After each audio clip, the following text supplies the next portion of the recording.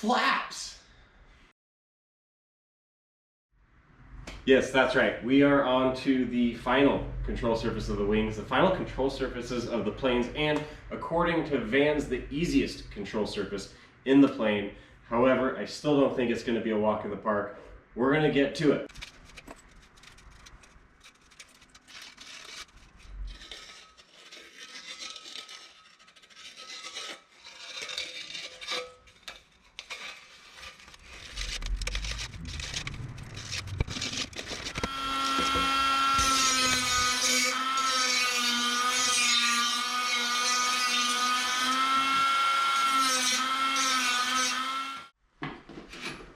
I'm really trying to resist the urge just to let the Dremel do circles in this little groove here, but it's tough.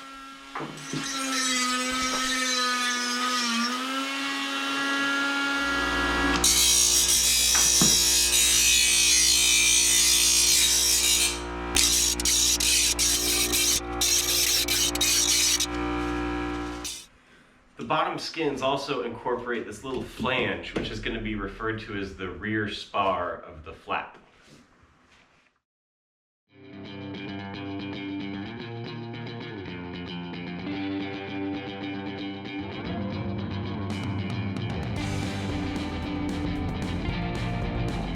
So often I do my first fitting and match drilling with the blue plastic still on, but this time around we're looking at some tight gaps and seeing if they need to be filled with shims. And having that blue plastic in there is not going to allow me to accurately judge whether the ribs need to be shimmed or not. So all of this has to come apart. I will remove the plastic from the pieces and I'm back together.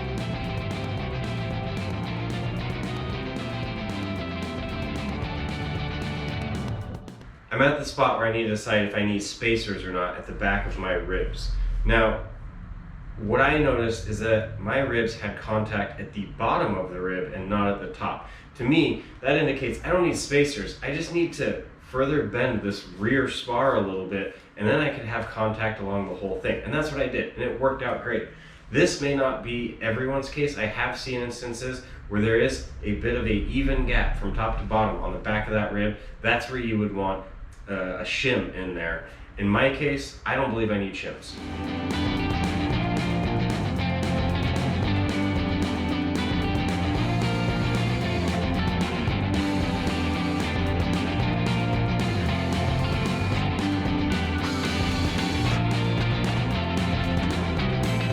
I used a Sharpie with a carefully calibrated popsicle stick and a specific amount of masking tape to draw a line exactly down the middle of each side of the hinge. That helps me get a line through the holes here. I've got it clamped in place.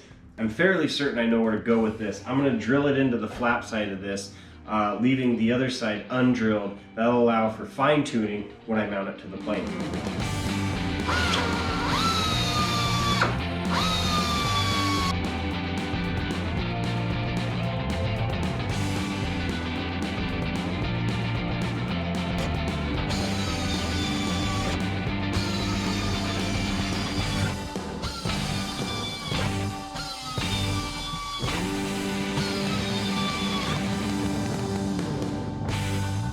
So now we're actually going to take the top skins, which is the rest of the flap, and cleco it to what we have here.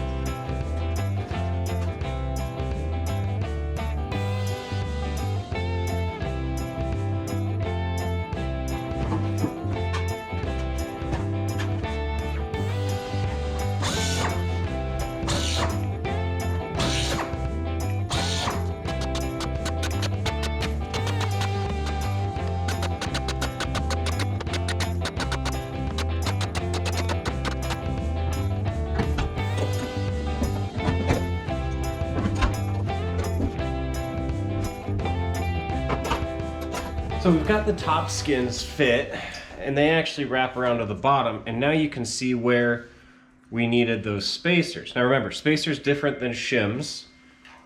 Shims were at the back of the ribs, and I did not need However, the spacer basically makes up for the fact that there's no skin, second skin here.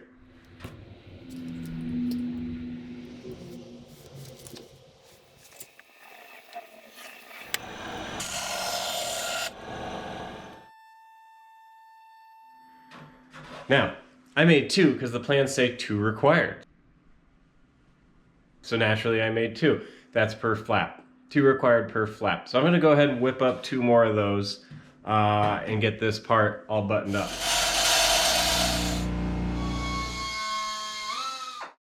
All right, I wanna slow down just a teeny bit, just a little bit, and explain what we're doing. We are of course building the flaps. The flaps go on the trailing edge of the wing on the inboard section of the wing next to the ailerons. Flaps are utilized during certain phases of flight, the most important being landing. Flaps will increase induced and parasitic drag while also increasing lift and allow for slower flight without stalling. The flaps on the RV-7 are actuated via a small motor and attached with these small piano hinges that I've just installed. So where are we going from here? I've got to create a pretty hefty bracket from a chunk of metal, and that's going to help attach our flaps and the control arm to the linkage. Let's get to it. Interesting that this also says 2 required, but it's 2 per airplane, 1 per flap. Whereas you remember before, the spacers that I made said 2 required, 2 per flap, 4 per airplane.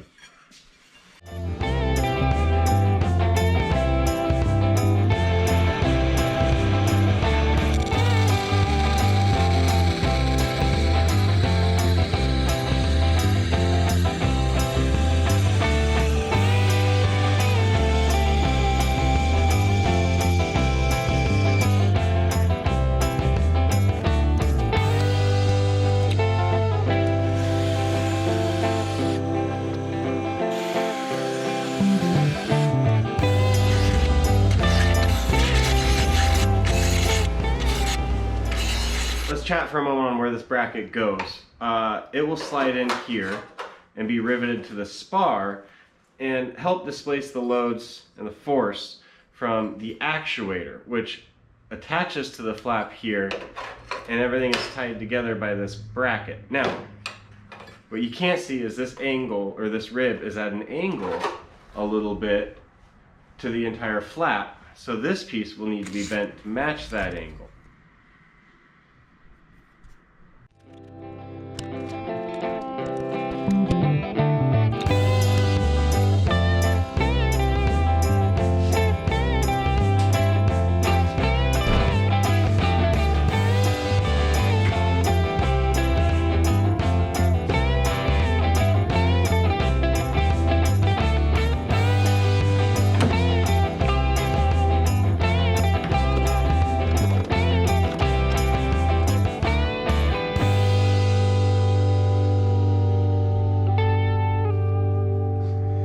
Bend is not easy. These are thick, and 6.3 is an incredibly specific angle, precise angle. You know you're close to finished when you get it on the plane and the gap between the bracket and the plate, the flange, whatever we call it, is closing. If you bend too much, it'll be open. If you don't bend enough, it'll be open between this and the rib. You also know you're getting close when your hands are bloody, you're tired, and you're extremely frustrated. It's a good sign you're close, but not quite there.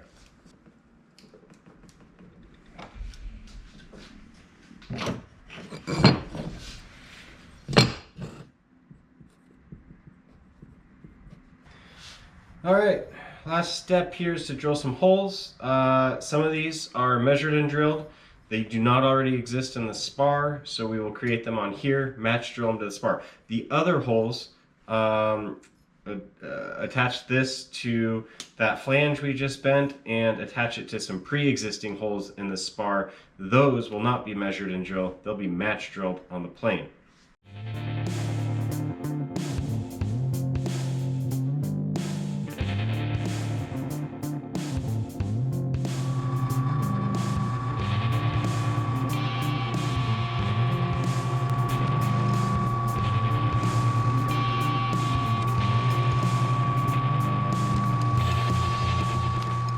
So time to get all this together. You are able to get a clamp through that hole, that lightning hole, and hold this in place until we can get it clecoed. That's helping keep this exactly flush to the end of the spar and centered on this rib. And then I've got this bracket here that we will match drill in. So first, drill this to the spar, cleco it, then I can match drill the bracket to this. Then we're going to take everything apart where I will be able to match drill the final holes that go from the rib to the spar to the bracket.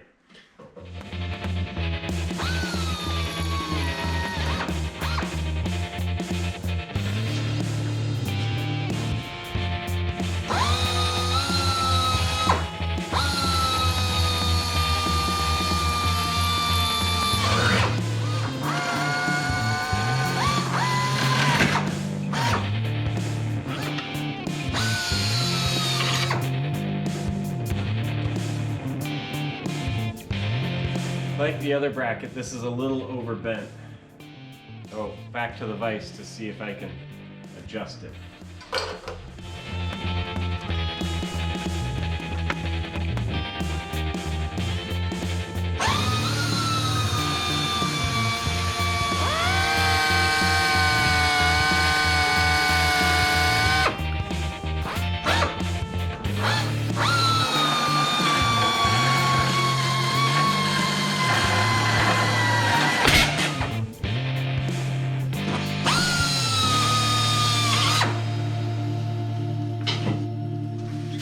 All right, both sides are done.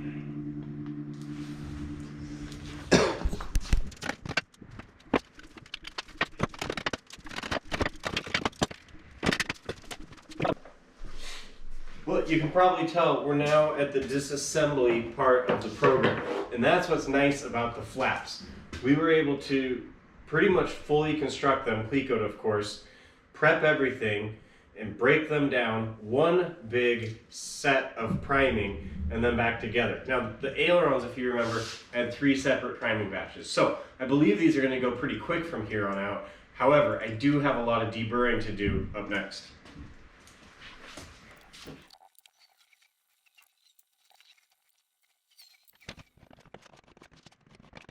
Someone commented the other day on my favorite tool, my deburring tool, asking why I was using such a low-tech option and if I anticipated having to have carpal tunnel surgery by the time I'm done.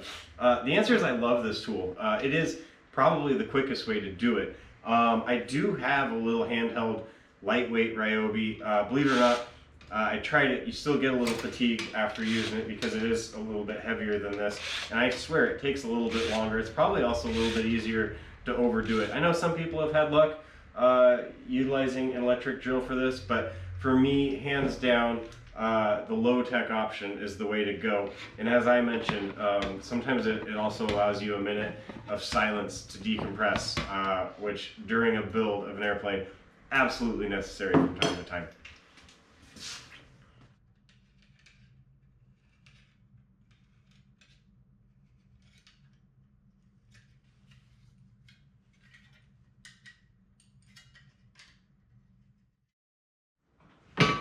If you recall, when building the wing and attaching the flap attached bracket, I had some difficulty figuring out what gets dimpled and what gets countersunk and how it all went together. Now, that spot where that difficulty arose is where this hinge attaches. I made my decision on what gets dimpled and what gets countersunk by referencing the very piece of instruction we are now at. So it only makes sense, but bears repeating that for this spot, we are going to countersink the spar, dimple the skin, which will fit into that, and doing that allows this side to remain flat so that I don't have to dimple or countersink the hinge, and I can get 2 pieces of metal lying flush, flat together, and accepting that rivet. We're going to countersink this now.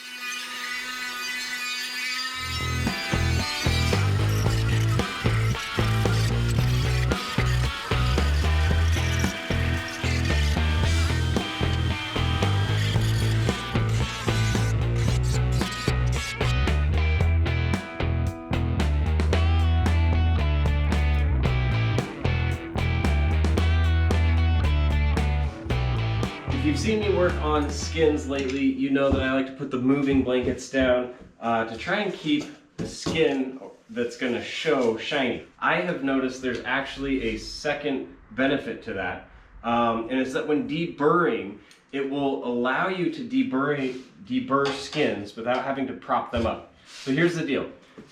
This tool will penetrate through the hole, and that tip will go through the other side just a little bit, but it's enough that if you're on a hard surface like these tables, it can prevent the tool from fully resting on the ridge of the hole and prevent it from actually fully deburring it. With the blanket, because it's soft, it'll poke right in and it'll allow you to deburr these without having to do something clunky and brace this up. So there is a secondary benefit to these blankets if you're having trouble figuring out how to get your piece lifted off the table so you can deburr everything. Just rest it on one of those.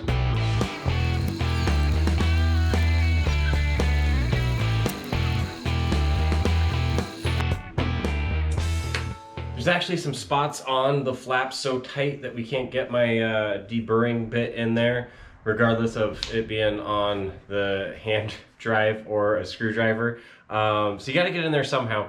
Interestingly enough, out of curiosity, I checked to see if that sucker would fit in my right angle attachment, and sure enough it does. You could go about deburring it like that. It's a little clunky. But here's the deal. Deburring is just deburring, getting rid of the burrs however you can, knocking them off. So in this instance, taking some brand new Scotch-Brite and hitting those holes really thoroughly is enough to deburr. And so that's what I did on these pieces.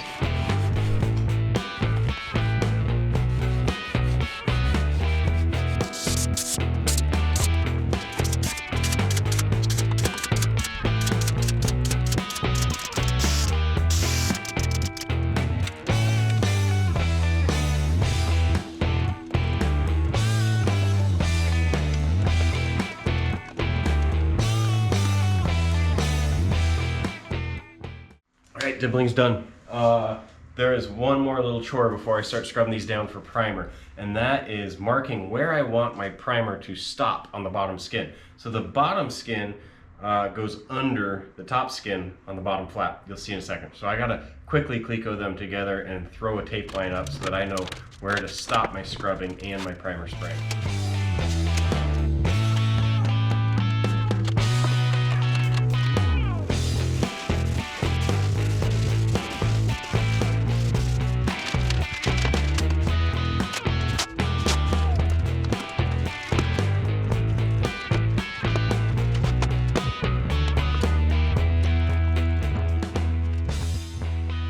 Yeah, so hands down, one of the most frustrating priming sessions I've had, I think, to date.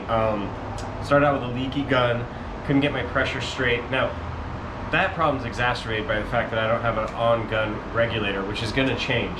But I had to keep going in and out in order to get the pressure set right. Paint wasn't flowing right. I don't know if it was over-thinned, moisture in the lines, not mixed enough, something was going on. I felt like I was more than halfway through before I started finding myself in a groove and was able to prime all right. The parts don't look great, but let's be honest, it's on the inside and I think it's protected enough, and I think we got nearly complete coverage, so I'm gonna keep pushing forward. So as usual, I'm mired with some indecision and some hesitation on where to begin. The instructions, again, as usual, are a little murky on the order of things. One thing that I do know needs to happen is I need to prep the interior rib for the installation of this nut plate. So I'm gonna drill these holes to size and drill the attach holes, which were not pre-drilled for me. That's a good start.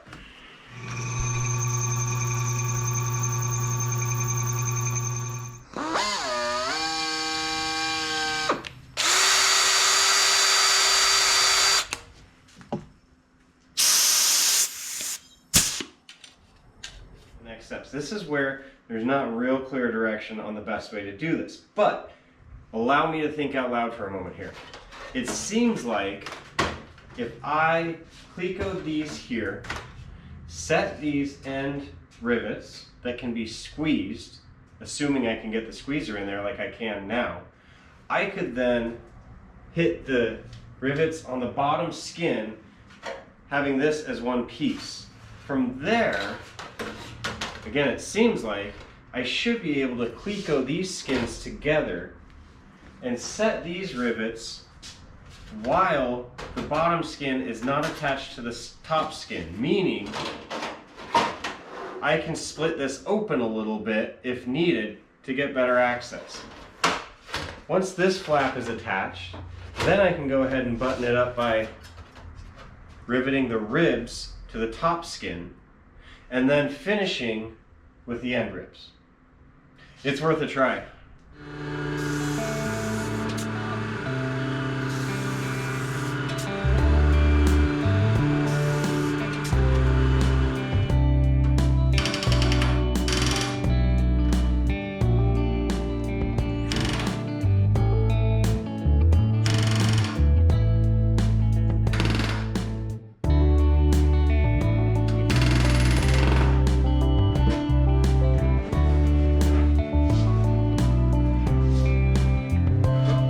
See, it's the ability to open this up, in my opinion, that makes this a little easier. Now, notice I'm not totally confident in this approach, so I'm going to start with the right, and if it works well, I'll move to the left. And if I paint myself into a corner, I'll be drilling out rivets for the rest of the afternoon.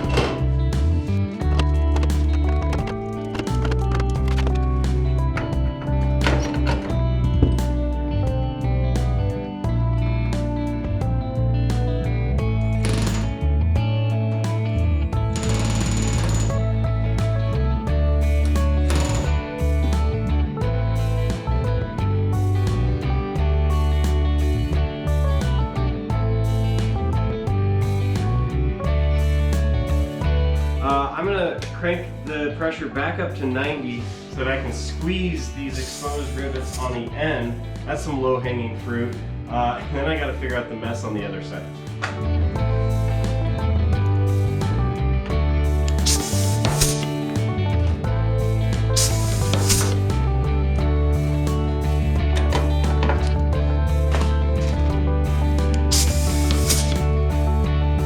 So we're not quite so lucky on this side in that this rib is open that way. So we cannot squeeze it, we're back to bucking. And this is the one where we have a nut plate, which the instructions say, make sure you install first. I'm gonna install it last. See, the deal is, I think that with the nut plate attached, I'm never gonna be able to set the rivet that's right next to it. I think it's going to be easier to set the rivets going side to side with the rib in place. I am going to go ahead and try to attach the doubler plate and get all those set first so that I can squeeze them.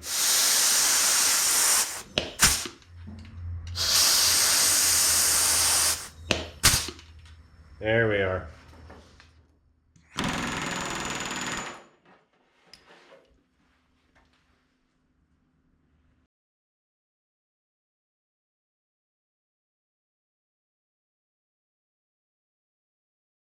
I'm going to try to use the back rivet tool on the outside with a bucking bar on the inside in all of this close quartered action to see if I can't get this set last instead of first.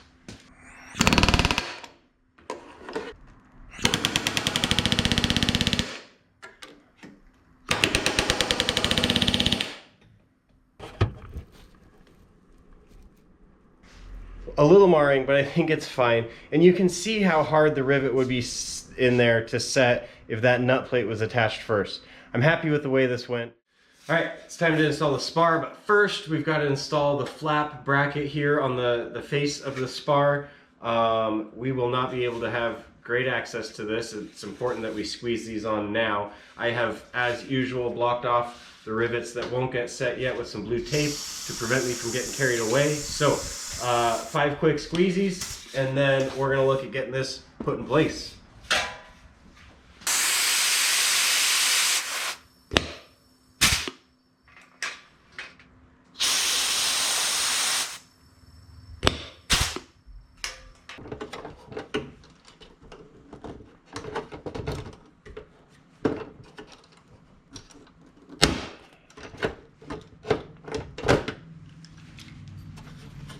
All right, so here's what I've come up with. I got this long clamp, and I've clamped it with some wooden blocks right on the very, very leading edge of that piece of metal. If you had it clamped too far back, those blocks would have a tendency to flatten the curve that's in that top skin. You definitely don't want to do that. So that's why it's just barely pinching at the very front edge of that so that we don't flatten that curve. With that, and because that clamp is so long, I'm able to sit there and kind of work it with my knee and get enough leverage to just gently pull that skin back. Now with those out of the way, thank goodness, that was sort of a pain. I've just got a bunch of rivets to squeeze along the side here and all along the top. Then, actually this is the bottom.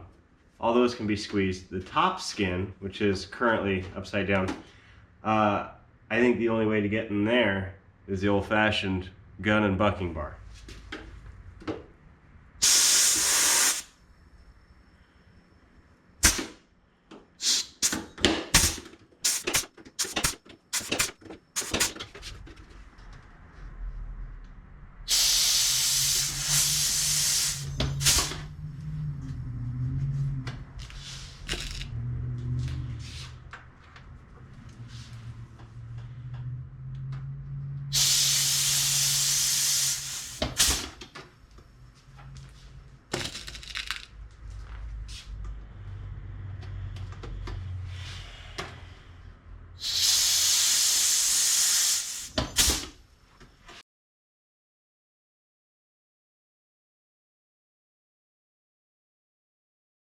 So after those rivets were set, I sort of hurriedly went and mounted the flap to the wing. It's not because I was really eager to see it on there. Now that part was cool, but the real reason is I was a little worried I had some twist in my flap. You see, when I put it on the bench and I pushed it on a corner, there's about an 1/8 inch of play. And indeed, I think I've confirmed there may be a little bit of warp. I thought by putting it on the plane I could see how bad this was and how it aligned with the aileron. Turns out it's not that big of a deal. Sounds like a lot of people have about 1/8 to a 1/4 inch of twist. B, if you remember, I still have a line of rivets, and that means that there's a lot of A's and B's. Means that I still might be able to work this twist out by the time I get this thing buttoned up. So when I do this last final riveting, I'm going to make sure it's weighted. In fact, I might even prop up the other edge a little bit to see if I can really build that twist out of the flap. Is it advisable to shim something like that? Probably not, but I'm going to give it a whirl. If I can't, it sounds like it's still not the end of the world. The flap should be fine. We're going to keep moving.